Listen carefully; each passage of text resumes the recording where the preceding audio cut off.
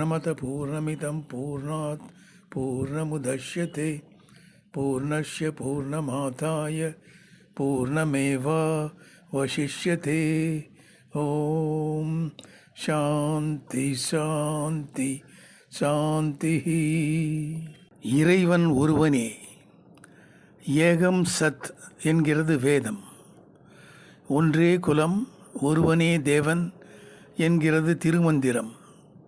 இறைவன் கருணையின் கடல். நீர், நிலம், நெருப்பு, காற்று, ஆகாயம் ஆகிய அனைத்துமாய் ஒளிமிக்கதாயும் அளவிடும் எல்லைகள் எல்லாம் கடந்து உள்ளவன் இறைவன். ஓமெனும் ஒளியாய் எழுந்த உண்மை பொருள் இறைவன். தோற்றம் முடிவு இல்லாதவன் இறைவன். நுண்மையான, மிகவும் நுண்மையான, சூட்சமமான பொருள் அவன். சொல்லிற்கும் சிந்தனைக்கும் எட்டாது நிற்கும் மறை நாயகன். இறையே நிறை. இறையே நிறை என்றால் இறைவன் எங்கும் நிறைந்து இருப்பவன். இறையே பிறை. இறையே பிறை என்றால், பிறை என்பது வளர்பிறை தேய்பிறை என்று இரண்டு இருக்கிறது. மனிதன் பிறந்தவுடன் சிறிது காலம் வளர்பிறை போல் வளர்கிறான், பின் தேய்பிறை போல் தேய்ந்து மறைகிறான். அதைத்தான் இறையே பிறை என்பது குறிக்கிறது. இறையே மறை. இறையே 4 மறைகளாகும், 4 வேதங்களாகும். இறையே தரை. இறையே தரை என்றால், தரை என்பது பூமி.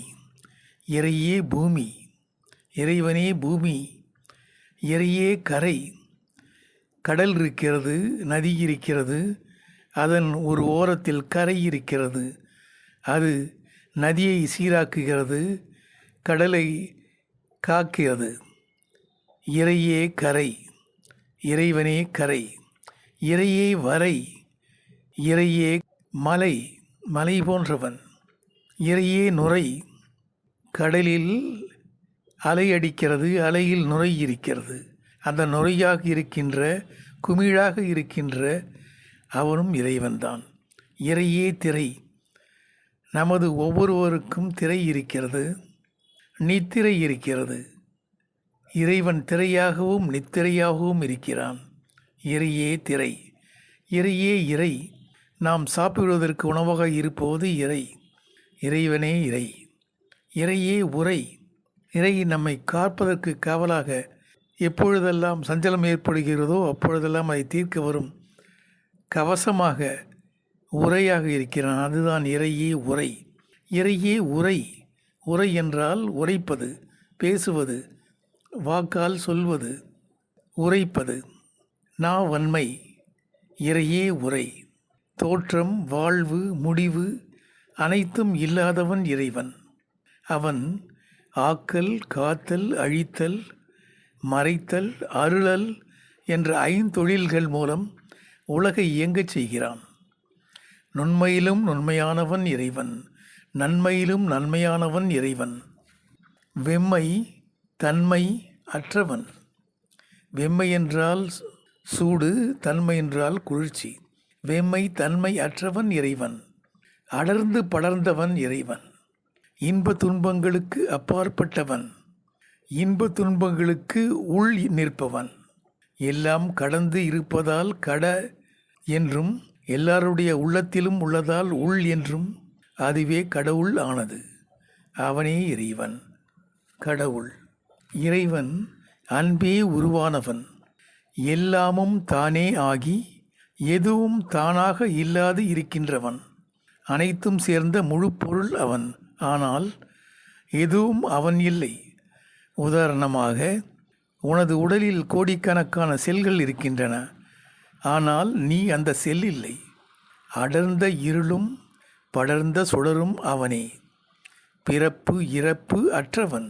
முதல் இடை முடிவு அனைத்துமாகி முதல் இடை முடிவு அற்றவன். இதன் பொருள், இந்த உலகில் முதலாகவும் நடுவாகவும் முடிவாகவும் இருப்பவன் அவனே.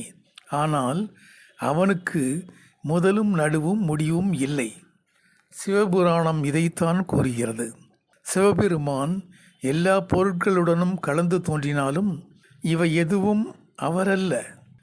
அவர் கலந்து இருப்பது போலவே எல்லாம் கடந்தும் உள்ளார்.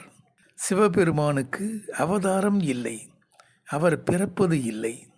நீங்குவதும் புதிதாக வருவதும் கலப்பதும் இல்லாத புண்ணியவான். இறைவன் எங்கும் நிறைந்து இருக்கும் பொழுது அவர் எதனை விட்டு நீங்குவார்? புதிதாக தோன்றுவதற்கு அவர் இல்லாதது என்ன உள்ளது?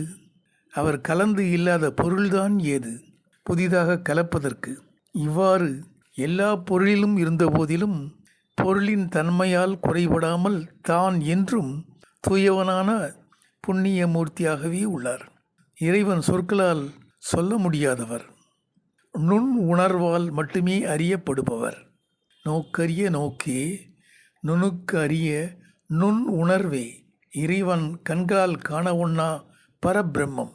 புறக்கண்களால் பார்க்க முடியாது, காண முடியாது. இறைவன் நுண் கருவிகளால் அளவிட முடியாத நுண்ணுணர்வு. நல் இருளில் நட்டம் பயின்று ஆடும் நாதன். கண்களை மூடிக்கொண்டு நெற்றிப்புருவத்துடையே உள்ள சுழுமுனையில் கவனத்தை செலுத்தினால் இருளுக்குள் அவனது ஒளி நடனத்தை பார்க்கலாம். ஓம்கார நாதத்தை கேட்கலாம். ஓம் சாந்தி சாந்தி சாந்தி. நமச்சிவாய வாழ்க. சிற்றம்பலம்.